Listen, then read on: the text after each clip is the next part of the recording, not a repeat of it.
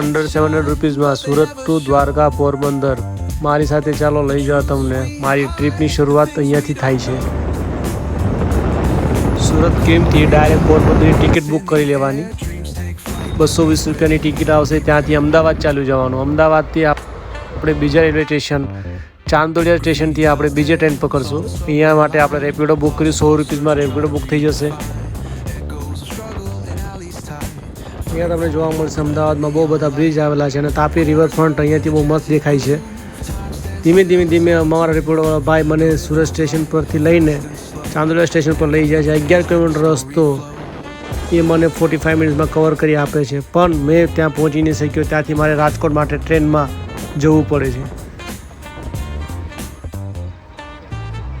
રાજકોટથી પોરબંદરની બીજી ટ્રેન પકડવાની, અમદાવાદ ટુ રાજકોટ અને રાજકોટ ટુ પોરબંદર.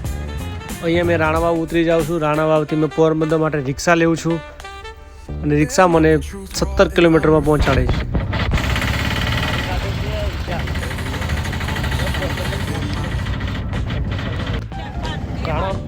30 રૂપીઝની પર પર્સન રિક્ષા આપણને પોરબંદર લઈ જશે રાણાવાવથી. બતાવું પોરબંદર મેં જોયું નથી હજી સુધી કેવું છે. ત્યાં તમને એનો નજારો બતાવીએ. વિચાર તડકામાં કેવું લાગે તાપમાં.